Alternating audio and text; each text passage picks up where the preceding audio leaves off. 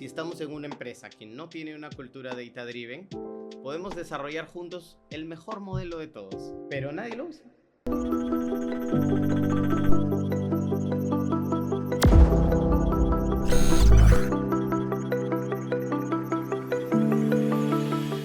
Bienvenidas y bienvenidos al podcast Lidera con Datos de DMC Institute. Mi nombre es Johnny Chambi, soy CEO de DMC Institute. El día de hoy vamos a hablar sobre un tema bastante apasionante, la cultura data-driven dentro de las organizaciones. Para esto tenemos el día de hoy un gran invitado. Él es un experto, líder, referente en Data y Analytics a nivel de Latinoamérica. Actualmente lidera la estrategia de Data y Analytics de Credit Corp. Hoy tenemos a Jorge Luis Bustamante. Jorge Luis también realiza pues, el desarrollo de talento dentro de los equipos de Data y Analytics en Credit Corp. Realiza sinergias entre las distintas empresas de Credit Corp justamente. Y bueno, evalúa todos los proyectos relacionados a Data y Analytics. Encantado de tenerte aquí nuevamente, Jorge Luis. Bienvenido. Gracias, Johnny, gracias por la invitación y de hecho feliz de estar nuevamente por acá y con toda la gente que te mira. Jorge Luis, trabajas en una de las corporaciones más grandes de Latinoamérica. BCP es el banco más grande del Perú. Mi banco, que pertenece al grupo Grey Corp también, es líder en microfinanzas. Pacífico Seguros, Prima FP, es una serie de empresas que pertenecen a Grey Corp y tienen esta cultura data-driven.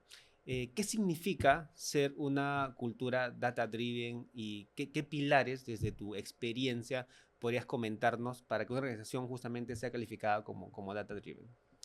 De hecho, citaría tres pilares y muy importantes los tres. El primero, que la empresa lo crea, que el liderazgo de la empresa lo crea. El segundo, que lo haga. Y el tercero, que invierte en innovación. En cuanto al primero, de creerlo, tiene que ver con el hecho de que desde la alta gerencia y toda la organización crea en el valor de los datos, crea en que es posible capturar, generar utilidad, habilitar utilidad con los datos, con los modelos analíticos. En cuanto al segundo pilar de hacerlo, es que lo utilice verdaderamente, porque de nada valdría que creamos en algo si no lo utilizamos. Y entonces, que acople el uso de los datos en la toma de decisiones, que se habiliten sinergias con los datos, que se ayude, se apalanque las estrategias con los datos, con los modelos analíticos. Y el tercero, que la empresa esté constantemente invirtiendo en buscar nuevas formas de capturar utilidad utilizando Data Analytics. ¿Podrías comentarnos un ejemplo justamente apalancado en estos tres puntos? Perfecto, mira, de hecho la mayoría de ejemplos que se pudieran citar deberían estar apalancados por lo menos en los dos primeros puntos, puesto que si se desarrolla una iniciativa de Data y Analytics, pero supongamos, los dos somos del equipo de Data y Analytics, desarrollamos la iniciativa de Data y Analytics, pero nuestros usuarios, los líderes de negocio no creen en lo que nosotros estamos haciendo, poco impacto vamos a tener. Ahí todo parte de, digamos que de la creencia de los líderes, del liderazgo, ¿no? Tal cual. Y siendo que ellos creen en que nosotros les podemos ayudar a habilitar valor o a capturar valor, entonces pasamos al segundo punto, que es que realmente lo utilicen. Y que no quede como, ya es la idea de estos dos loquitos que desarrollan cosas marcianas que nadie entiende, sino que pasa a ser algo práctico, algo útil, algo que captura valor. En todo este proceso de adoptar la cultura data-driven, ¿qué tan importante es la cultura o también la parte tecnológica dentro de toda esta adopción? De hecho, muchas veces hemos escuchado esa frase de Peter Drucker de que la cultura desayuna la estrategia, ¿no? Y yo creo que lo mismo pasa con las iniciativas de Data y Analytics. La cultura se puede desayunar las iniciativas de Data y Analytics, puesto que, como decíamos, el primer pilar es que la empresa crea en el poder de los datos. Entonces, si estamos en una empresa que no tiene una cultura data-driven, podemos desarrollar juntos el mejor modelo de todos, pero nadie lo usa. No entienden cómo lo usan, no entienden el valor que tiene usarlo, no entienden cómo lo operativiza, cómo se une con la estrategia, y entonces queda en el olvido. De repente lo usan unos meses, y dice, bueno, vamos a volver a trabajar como siempre trabajábamos mejor. Entonces nos damos cuenta que desarrollar una cultura data-driven pasa a ser más que una idea, más que algo que suena bonito, a algo que realmente apalanca lo que nosotros mismos vamos a hacer. Mucho pasa que pensamos, nos dedicamos en la parte técnica y olvidamos cómo se operativiza, cómo se implementa ese modelo analítico, cómo se utilizan esos datos, cómo se utiliza ese dashboard para generar valor. Y ahí está la clave. Pero mientras no haya una cultura de liderazgo de la empresa fuerte para usar los datos, no lo vamos a lograr. Sí, ahí justamente tengo una... de hecho, un caso muy relacionado a lo que tú dices. Si lo vemos desde la vista de los líderes, digamos que los líderes lo que finalmente requieren dentro de la organización es optimizar los recursos y ver pues dónde colocan la inversión, ¿no? Según un proyecto de Data Analytics o un proyecto de marketing, de publicidad, de marca, ¿no? Entonces, por ahí que si tienen desconocimiento del mundo de Data y Analytics, probablemente no lo van a mirar, ¿no? Entonces ahí parte del conocimiento que van a tener los líderes con los beneficios que va a tener el análisis de datos, tomar decisiones basadas en evidencia, en data. Y por otro lado está también, o sea, eso es de la vista de los líderes, digamos que hay siempre va a haber un sesgo por su formación. Y la otra vista es de aquellos profesionales que trabajan con la data y ven que los líderes justamente están sesgados en la toma de decisiones acerca de invertir o no invertir en ciertos proyectos. Y un caso crítico, diría yo, que es el Estado. Entonces, ¿cómo tú verías ahí alguien que trabaja en el Estado, digamos, como analista, digamos, especialista, trabajando con herramientas para elaborar pues, analítica, desarrollar productos de análisis de datos? ¿Qué le recomendarías a este profesional que dice, oye, sabes que los líderes no es que estén viendo mucho la toma de decisiones basadas en datos, sino es, digamos que las decisiones están orientadas por otro tipo de factores, ya sea políticos, coyunturales, ¿no? ¿Qué le recomendarías a ese tipo de analistas? Que hacer? Es difícil la recomendación, más aún que no me ha tocado trabajar en organizaciones en ese estilo, pero creo que aplicaría lo mismo que aplicaría en el sector privado o en cualquier organización, que es empezar enseñando. Porque si nosotros vamos y de repente mostramos de frente los resultados, mostramos de frente las cosas que hemos hecho, a lo mejor de repente puede sonar hasta esoterismo. Ajá. Pero si explicamos cómo es el proceso, explicamos cómo partiendo de los datos podemos generar valor, cómo los datos pueden utilizar los datos para su toma de decisiones, entonces yo creo que eliminamos un poco de ese esoterismo, un poco de esa caja negra y que ellos vean con claridad, digámoslo así, el end-to-end, desde dónde empezamos y dónde podemos terminar. No es necesario que entiendan absolutamente todo, pero con que entiendan el proceso, con que entiendan los pasos y con que logremos entender cuál es el impacto final, yo creo que ya ganamos un montón. A partir de esa ganancia empezamos a desarrollar proyectos que interesen a ambos, porque eso es lo que también a veces pasa y nos pasa a todos y en todas las organizaciones. Queremos nosotros desarrollar el proyecto que a nosotros más nos gusta. Exacto. Ya sea porque es técnicamente retador, porque alguien más lo hizo, porque lo leímos en un paper, porque es un caso práctico, una best practice de otro país, etc. Pero de repente no es lo que nuestro usuario, nuestro líder de negocio está necesitando. Y de repente si nos vamos a resolver lo que él está necesitando, aunque sea pequeñito, analíticamente hablando, ya generamos un impacto con él o ella. Y entonces ya ellos dicen, oye, todo lo que nos da Johnny, todo lo que nos da Jorge, todo lo que nos da tú que nos estás mirando, nos sirve. Y como nos sirve, entonces sigamos haciendo más cosas. Creo que hasta eso hay que ir. Así es, una interesante lección ahí, compartir y enseñar, ¿no? Enseñar los beneficios del mundo de los datos. Exactamente. Y en toda esta adopción de la cultura data-driven dentro de las organizaciones, ¿qué errores has podido notar en base a tu experiencia? Qué errores, ¿no? Sí, ¿qué errores? Sí. En realidad, errores hay para hablar 2 horas de podcast. Pero si tuviéramos que citar algunos, yo creo que el principal error tiene que ver justo con una frase muy conocida que dice: el que mucho abarca, poco aprieta. Mm. Y ya sea en data, ya sea en analytics, pasa muchas veces que nos embarcamos en proyectos, nos embarcamos en iniciativas que tienen un alcance, podríamos decir, casi infinito. Ujú. Y entonces podemos estar años de años de años desarrollando eso y de repente no ve la luz. Y se parece más a esos proyectos tecnológicos, porque acá la mayoría hemos trabajado antes en tecnología, en sistemas, ¿no? Esos proyectos Claro, tecnológicos que duraban años, costaban un montón de dinero y nunca veían la luz. me ha Entonces yo tocado. diría que sí, nos ha tocado a todos. Yo creo que ese es el primer error. El primer error es abarcar más de lo que deberíamos abarcar, iniciar megaproyectos. Un segundo error típico, pienso que puede ser empezar, pero más bien sin definir alcances, sin definir etapas, sin definir entregables y más por entusiasmo, podríamos decir, ¿no? Pensando que nos va a dar el tiempo, que nos va a alcanzar el tiempo. Se parece un poco al primero, pero no es tanto así, ¿no? El primero es como soy ambicioso y quiero hacerlo todo, y el segundo es como vamos y en el camino vamos viendo. Claro. Pero ¿qué cosa pasa? Que de repente también o terminamos en el primer caso o terminamos desarrollando cosas que a lo mejor no son tan útiles.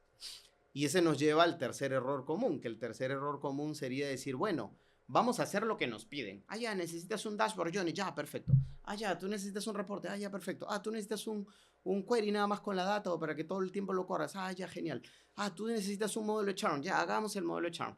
Y estamos como atendiendo a todo el mundo, aparentemente contentando a todo el mundo, pero no nos hemos puesto a pensar cuál debería ser el roadmap que deberíamos tener, cuál es la hoja de ruta, hacia dónde queremos llegar, qué queremos hacer, supongamos, en este 2025, qué queremos hacer en 2026, qué queremos construir. Y entonces terminamos como apagando incendios, pero no Mm. haciendo lo que trae más valor para la empresa. Sí, justamente esto de apagar incendios, ¿dirías tú que es el principal motivo por el cual las organizaciones o en general el equipo de Data Analytics termina estancado, o sea, apagando incendios durante todo su tiempo de vida? Definitivamente, desde mi perspectiva, podría ser uno de los principales errores, digamos, que sucede en mayor porcentaje. ¿Por qué? Porque tratamos de atender y hasta podríamos decir, de repente tenemos a todos contentos apagando los incendios que nos piden apagar, pero nuestro trabajo no es de bomberos, nuestro trabajo es apalancar las estrategias que tiene la empresa utilizando Data Analytics para traer más utilidad a la empresa. Pero si no retrocedemos un paso atrás, no estamos viendo lo estratégico, estamos todo el tiempo en lo táctico y ahí nos quedamos. Justamente ahora, yendo un paso hacia adelante, hacia los errores que has podido, digamos, que identificar en toda tu experiencia, ¿cómo recomendarías empezar la adopción de una estrategia basada en datos? Mira, yo creo que ahí justamente la clave para no caer en el tercer error que hablábamos hace un minuto es identificar aquellas oportunidades que tiene la empresa para capturar valor con Data y Analytics. Hacer un mapeo de toda la empresa a partir de los planes estratégicos, de los objetivos estratégicos, de las iniciativas estratégicas, ver dónde Data Analytics puede apoyar. Si partimos de las iniciativas estratégicas, ya tenemos gran parte ganada, gran parte asegurada, porque obviamente las iniciativas estratégicas se tienen que terminar desarrollando, implementando. Y si nosotros vemos cómo apoyar a esas iniciativas con Data y Analytics, casi que nuestros stakeholders van a recibirnos con los brazos abiertos, porque van a decir, perfecto, yo tengo que hacer esto y tú vienes a ayudarme con Data Analytics. Hacemos un buen conjunto. Yo empezaría por ahí, en identificar todas esas oportunidades. Una vez identificadas, evidentemente hay que priorizarlas, porque podría haber muchísimas. Ya priorizadas, y ahí nos vamos al tercer paso, elegir cuáles son las mejores en términos de facilidad de implementación, en términos del impacto que pueden traer, ya sea impacto monetario o algún impacto en la toma de decisiones o algún impacto estratégico. y con ello decidir lo que normalmente solemos llamar los quick wins. Pero no tienen ni por qué ser todos quick, ni por qué tienen que ser los más win.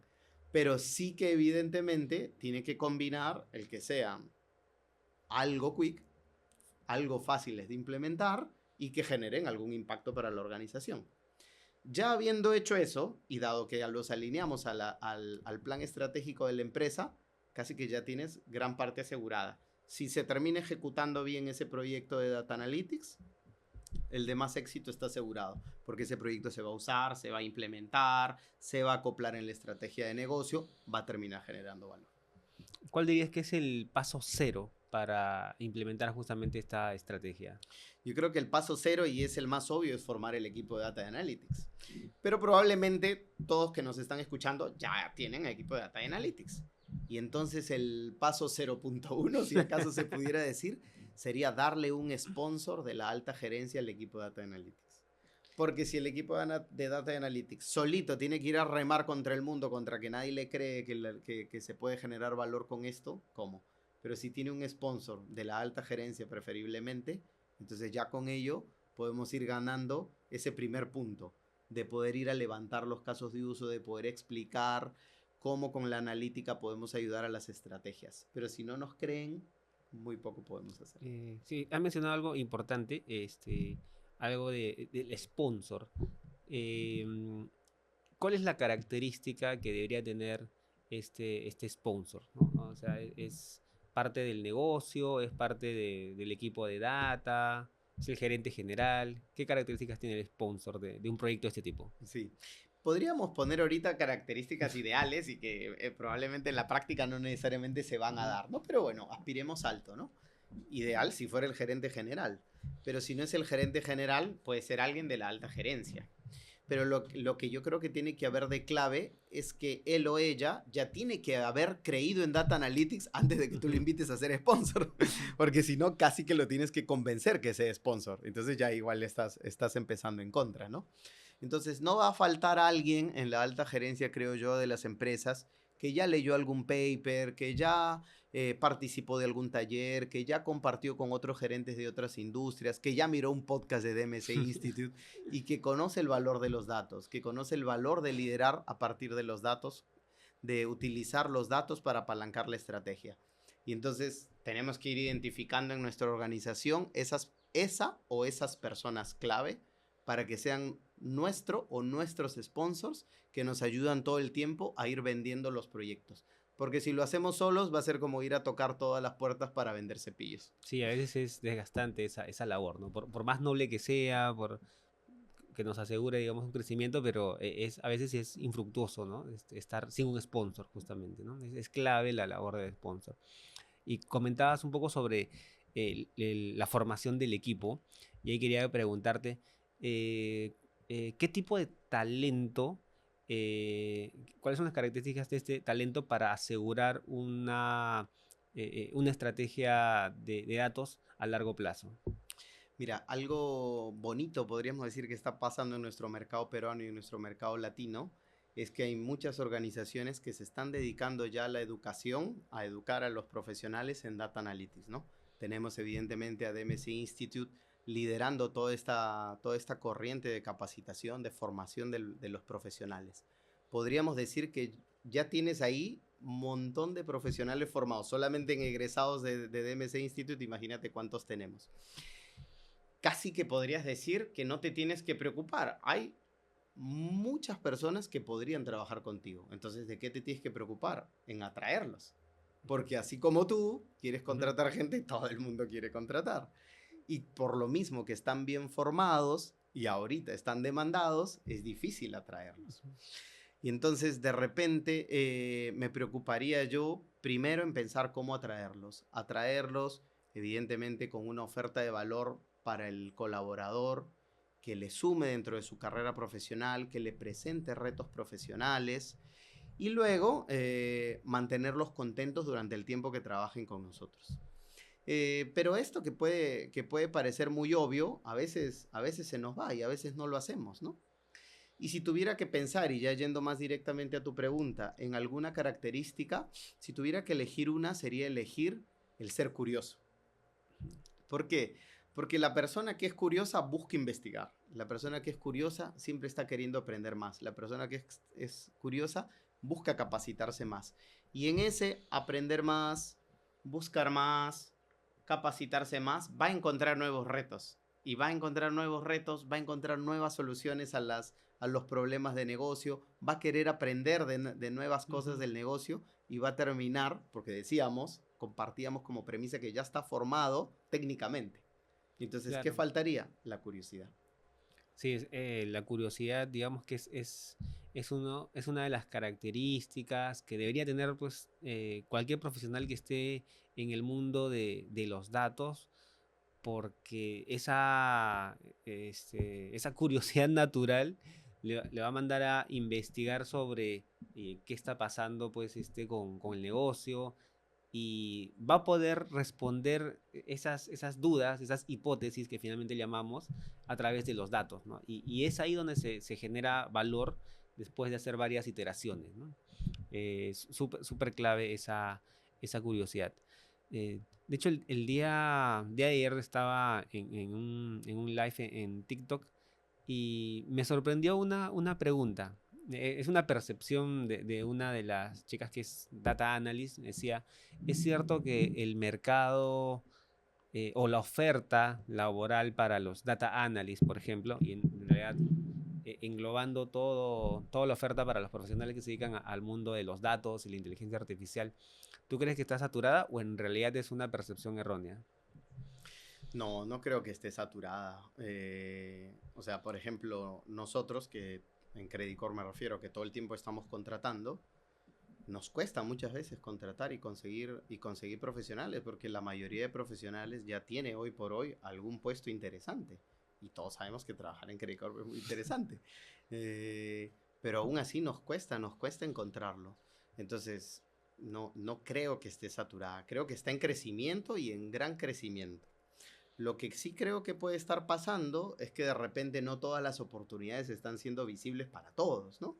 Eso podría estar pasando. Y lo otro es que tenemos que seguir y seguir capacitándonos, porque también esto aumenta y aumenta tan rápido los conocimientos. Hoy día estamos hablando de una cosa de Gen AI y mañana estamos hablando de otra.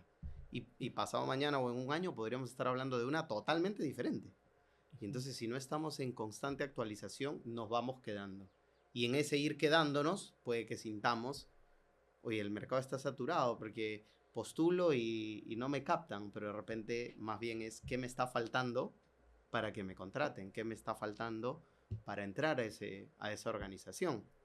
Y a la vez también, por qué no estoy encontrando las oportunidades, ¿no? Yo creo que ahí definitivamente, y creo que todos lo usamos, el LinkedIn es una red especial para que encontremos oportunidades de networking, oportunidades de trabajo y oportunidades para seguir creciendo profesionalmente. Sí, efectivamente, ¿no? O sea, yo también tengo, o sea, más allá de la percepción en realidad, sino también basado en justamente datos concretos, es que cada vez para las organizaciones, ya sean grandes o pequeñas, es muy difícil encontrar pues talento que se adecue pues a la organización, porque efectivamente no hay mucha oferta de profesionales. O sea, los profesionales están, pero probablemente ya están ubicados en ciertas empresas y no quieran moverse, pues, ¿no? Entonces hay mucha oferta de posiciones para trabajar en Data Analytics y todavía no están siendo cubiertas con mucha facilidad. Y bueno, ahí quería consultarte entonces, hay esta percepción de que, bueno, no llego a la oferta laboral. Para mí, uno de los primeros hitos para poder encontrar o sea, una posición laboral o una oportunidad laboral es conseguir esta primera entrevista, por así decirlo, ¿no? Eh, Desde tu experiencia, ¿qué le recomendarías a los chicos que de repente les cuesta tener esta primera entrevista? Porque pasa que puede ser que se abra una posición laboral, se presenten una cantidad determinada y no llega, pues, ¿no? La llamada, por así decirlo, ¿no? Para Claro. la primera entrevista. Yo creo que lo primero que habría que hacer es introspección, ¿no? Ujú. Ver. ¿qué fortalezas tengo? Con esas fortalezas que tengo, que son las que voy a ir a ofrecer a la organización donde voy, concretamente, ¿qué puedo hacer? Luego, lo mismo, pero del otro lado. ¿Qué oportunidades de mejora encuentro en mí? ¿Qué me está faltando para completar eso que las organizaciones buscan? Y ese que me está faltando no siempre son cursos. Es cierto, muchas veces nos falta capacitarnos más. Y de hecho, buscamos que capacitarnos. Pero no es apenas aprender cosas técnicas. No es, ya mire, sí, ya aprendí Python, ya aprendí modelos de no sé qué, ya aprendí la base de datos de no sé cuál. No, no es apenas eso. De repente es qué habilidades blandas te están faltando. Te está faltando a lo mejor, y estamos diciendo blandas entre comillas, porque está relacionada a nosotros que estamos en el mundo de los datos. Entonces me está faltando de repente hacer un buen storytelling, me está faltando saber comunicar con impacto, me está faltando saber venderme a mí mismo desde mi CV, desde mi LinkedIn, desde lo que publico en LinkedIn, desde cómo me interactúo en esa red. Y entonces yo creo que desde esa introspección vamos a encontrar, y todos, desde el profesional que lleva 20 años en esto, como desde el que recién empieza. Todos, si hacemos esa introspección, vamos a encontrar oportunidades de mejora y fortalezas para sacarle el jugo. Empezamos a sacarle el jugo a esas fortalezas y empezamos a mejorar las cosas que podemos, y esa entrevista tarde o temprano va a llegar. Sí, ese primer paso creo que es relevante, tener esa autoevaluación, de ver pues qué posiciones laborales están más adecuadas a mi perfil, a mis fortalezas, eso es clave. ¿Qué tan importante además de eso puede ser el networking? Y bueno, fomentar justamente estas relaciones de confianza sanas que te puedan ayudar finalmente, ¿no? En encontrar esta posición. Tal cual. Sí, ¿no? Entonces, el networking, ¿cómo fomentarías un networking en un perfil tan específico como es el de Data Analytics, que a veces no es tan sencillo, ¿no? Definitivamente. Y el primero, y por donde podemos empezar muy fácil, es mira tu LinkedIn. ¿Cuántos contactos tengo en el mundo donde yo estoy? No, mira, yo tengo apenas 100 contactos. Bueno, empieza a entrar a todas las publicaciones y empieza a agregar gente. No, pero no lo conozco. Agrégalos. ¿Qué cosa pasa? Empieza a comentar, empieza a hacer tu red de amigos, tu red de contactos virtuales. No conoces a ninguno, pero quién sabe, uno de ellos publica oportunidad laboral de no sé qué y no estaba publicada en ningún sitio más que en el perfil de esa persona. Si tú no la agregabas, nunca te enterabas.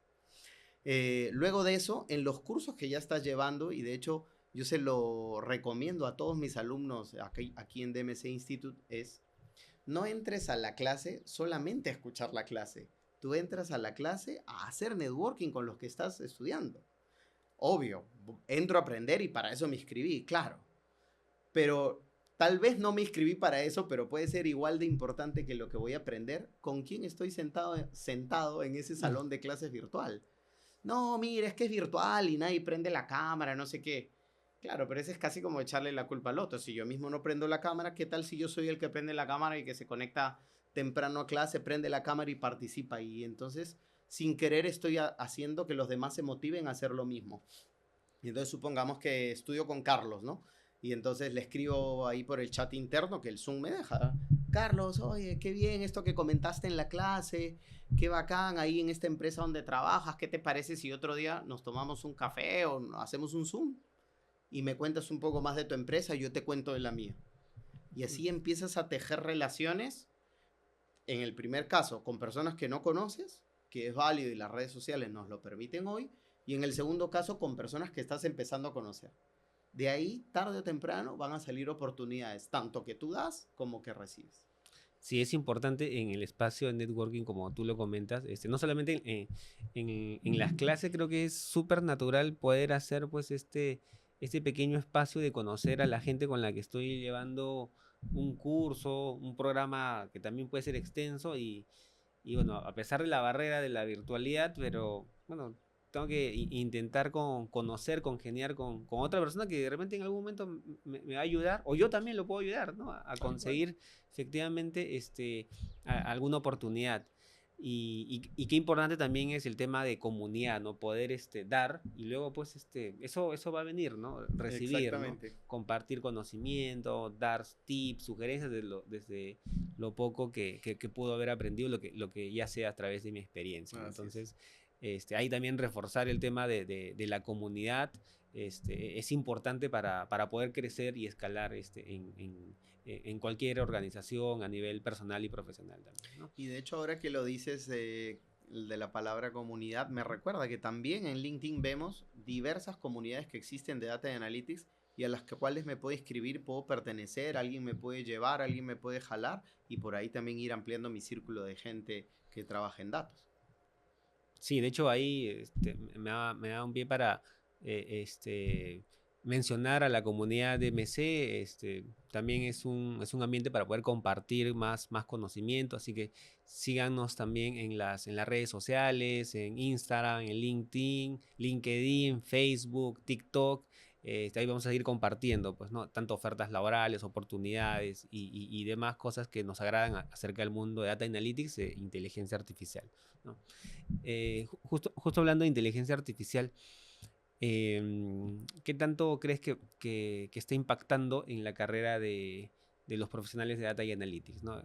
Los está haciendo mucho más productivos, es un aliado importante a nivel profesional, o viene por el otro lado que es, oye, en algún momento nos va a reemplazar también, porque los modelos están automatizándose cada vez más, ¿no? Sí, y muchísimo. Y definitivamente va a depender de cómo el profesional utilice lo que al menos hoy por hoy es una herramienta, como la inteligencia artificial. Si lo vemos como una herramienta más, entonces como cualquier cosa, ¿no? Tengo que clavar un clavo, necesito un martillo, nadie coge su puño y empieza a clavar, ¿no? Necesito desarmar, pues agarras un destornillador y desarmas. Lo mismo pasa, creo yo, con la inteligencia artificial. Si lo tomamos así, si lo tomamos como una herramienta que si quieres hace un upgrade a tu inteligencia humana, porque mucho hablamos de inteligencia artificial y nos estamos olvidando de la inteligencia humana. Y entonces, esa inteligencia artificial te hace un upgrade a tu inteligencia, entonces obviamente vas aún por algo, ¿no? Claro. 1.2, 1.3, 1.5, 2x, lo que sea. Pero si tú vas a decir, no, mira, esto le pregunto a la inteligencia artificial. Esto le pregunto, sí, sí, le pregunté al ChatGPT tal cosa, sí, y es como que casi que a veces cuando escucho a alguien decir eso me da ganas de decirle, ¿y en qué momento le preguntaste a tu propio cerebro acerca de lo que estás pensando? Y probablemente es algo que no necesariamente sabías, no necesariamente habías hecho lo mismo, pero que si empiezas a echar a andar tu inteligencia, puedes encontrar esa solución. Que si quieres luego, crúzala, rebótala con la inteligencia artificial, pero para que aumentes tu inteligencia propia, no que va a dejar de usar la propia para usar la artificial. Creo que si hacemos eso es donde caemos en el error. Si lo utilizamos nuevamente como el desarmador, como el martillo, o lo puedes ver como una navaja suiza, así como con un montón de cosas, es ahí donde le podemos encontrar muchísimo valor. Efectivamente, es un multiplicador, como tú dices, ¿no? Ujú. Utilizándolo de manera correcta, en base a nuestra inteligencia humana, ¿no? Tal cual, ¿no? Porque si no también multiplica por cero, cero. Entonces, Sí, tal cual, tal cual, ¿no? En algún momento no. Se va a multiplicar todo por cero si que no utilizamos nuestra propia inteligencia. así, entonces. Eh, entramos a una serie de preguntas más rápidas para conocerte un poco más, Jorge Luis. ¿Qué herramienta de datos tecnológica usas todo el tiempo? Va a sonar a chiste, ¿ah? Pero el PowerPoint. Sí, pero ¿cómo? ¿Cómo el PowerPoint? Sí, claro, porque mira, si tú, y claro, es cierto, estamos muy acostumbrados a hacer data storytelling, a hacer storytelling con PowerPoint, tomando eso como premisa.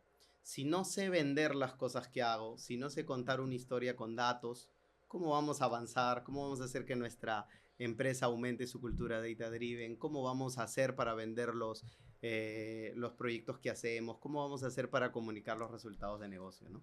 Entonces, para mí, el PPT.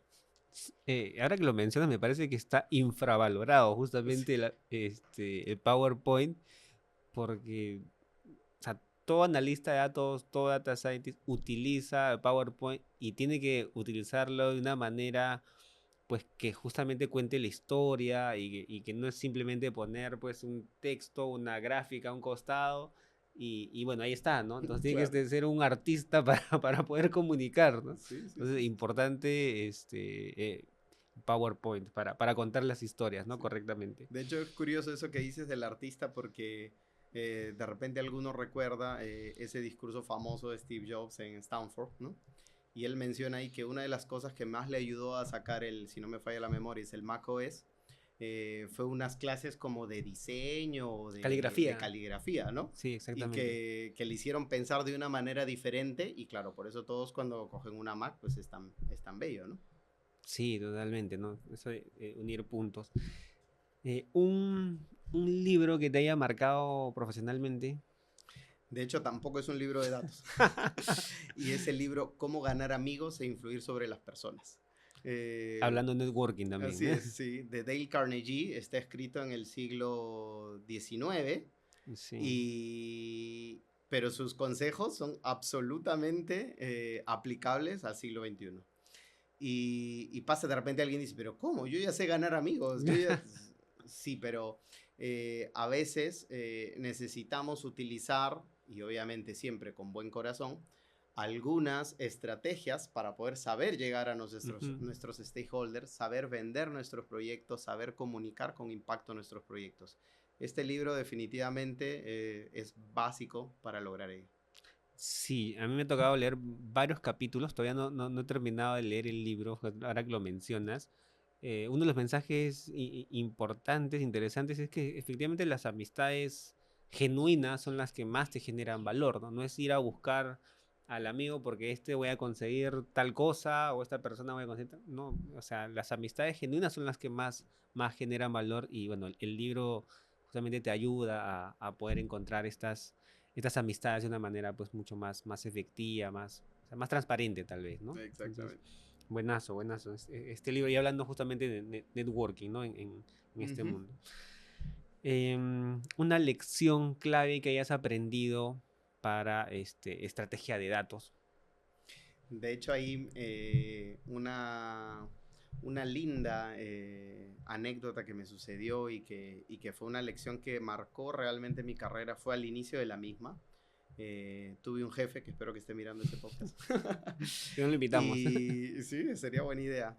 Y él me dijo lo siguiente, un día yo era practicante ahí en esa empresa y me pregunté, ¿y qué cosa estás haciendo, no? Y entonces la típica, ¿no? Uno dice, ah, sí, mira, estoy mirando la tabla tal, ¿no? Con el nombre de la tabla, ¿no? Y sí, ahí estamos sacando, estamos haciendo este join, no sé qué, no sé cuánto. Si uno empieza a hablar así muy técnico, ¿no? En SQL. ¿Eh? En SQL, claro, casi casi que estabas traduciendo el SQL a palabras del español. Y entonces me escucha así con bastante atención y me dice, ¿y para qué sirve eso que estás haciendo? Esa tabla, esa data que estás sacando, ¿para qué sirve? Y yo me quedé así, bueno, no, todavía no sé para qué sirve, solo me han enseñado la tabla. Y me dijo, si tú aprendes para qué sirven esos datos, y es cómo el usuario de negocio va a usar esos datos cuando se los pases, entonces vas a seguir avanzando en tu carrera. Pero si tú solamente sabes el nombre de las columnas, el nombre de la tabla, cómo hacer join, cuál es la clave principal, en fin, si solamente sabes la parte técnica, siempre vas a sacar los datos. Es un consejo útil para cualquier data analyst, data scientist, inclusive los data engineers que podrían ser como que los perfiles más técnicos, pero tienen que entender todo el contexto y finalmente saber, pues, oye, ¿para qué voy a utilizar finalmente esa data y a quién le va a servir y por qué le va a servir y o sea, contestarte todas esas preguntas va a ser mucho más eficaz, pues, el trabajo y va a generar mucho más valor, etcétera, ¿no? Sí, Súper, súper. y es realmente eso cuando uno de verdad es data driven, porque lo que nos pasaba ahí en esa área que te estoy contando que trabajaba, claro, como la cabeza tenía esa mentalidad, entonces esa mentalidad estaba también en nosotros, sus colaboradores. Entonces muchas veces pasaba que venían los usuarios de negocio a pedirnos datos, decían, oye, voy a necesitar esto. Entonces ahí sucedía, porque estamos hablando hace más de 20 años, la típica que te piden un dato y luego te piden otro y luego te piden otro y terminas Claro, corriendo 50 veces el reporte.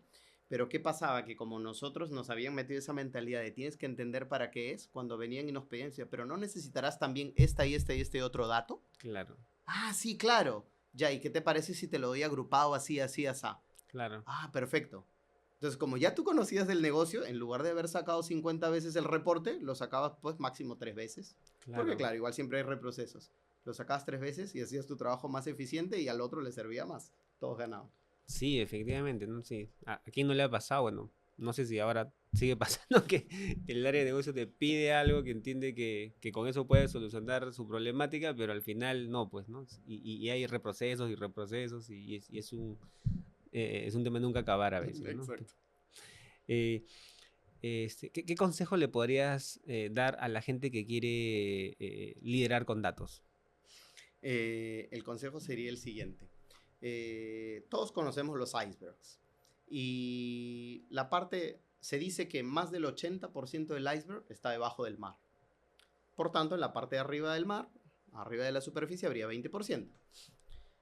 El 20% representan las soluciones analíticas que desarrollamos. La parte técnica, la parte tecnológica, la parte numérica, estadística, matemática, todo eso, en lo que normalmente nos enfocamos. Y el 80% representa cómo esa iniciativa analítica se implementa en el negocio, cómo se operativiza, cómo se acopla dentro del negocio para que capture valor. ¿Qué es lo que pasa normalmente? Nos enfocamos en ese 20%. Decimos, no, mira, yo ya desarrollé la solución, el resto es trabajo del de negocio. No. Si yo me hago responsable de todo el iceberg, entonces, claro, desarrollo muy bien mi parte analítica, matemática, mi parte de data, mi parte dura, pero eso solo es 20%. Ahora toca, y en realidad desde el principio hay que hacerlo, ir a sentarse y decir, ya, pero ¿y cómo vas a utilizar eso? Ya me estás pidiendo tal información, tal dato, tal dashboard, tal modelo analítico, o yo te estoy planteando, ¿y cómo lo vas a usar? Si se queda pensando cuando le preguntas cómo lo va a usar, entonces hay que preocuparse. Hay que entonces a ponernos a pensar juntos cómo lo vamos a usar. Y si no le encontramos un uso, no le encontramos una aplicación, mejor no lo hagamos. Entonces el consejo que sería gestionar esa parte, gestionar en cómo vamos a utilizar la solución de Data Analytics para capturar valor para nuestra organización. Importantísimo todo lo que comentas, Jorge Luis. Muchísimas gracias por tenerte aquí, por darte el tiempo nuevamente, abriendo esta nueva etapa del podcast Lidera con Datos de DMC Institute. Nada, quería agradecerte y si tienes un mensaje final para todos aquellos que nos están escuchando y que nos están viendo nuevamente en el podcast. Bueno, primero que nada, antes del mensaje, agradecerte, Johnny, por la invitación. Encantado de estar acá una vez más. Y a ustedes que nos siguen, que nos oyen, el consejo es ese: sé marinero experto, no te choques con la parte de abajo del iceberg. Gestiona esa parte de abajo del iceberg que representa cómo la iniciativa de data, cómo la iniciativa analítica, cómo todo eso técnico que has trabajado, cómo se va a implementar, cómo se va a acoplar en el negocio y cómo va a capturar valor. Si tú te aseguras de gestionar bien ese 80%, no te vas a chocar con ese iceberg, no vas a ser parte de esa estadística de proyectos que no se utilizan. Muchísimas gracias, Jorge Luis. Y muchísimas gracias a todos ustedes que se quedaron hasta esta parte del podcast Lidera con Datos de DMC Institute. No se olviden de suscribirse a YouTube, a todas nuestras redes sociales, en Instagram, LinkedIn, Facebook, TikTok. Y bueno, nos vemos hasta la próxima.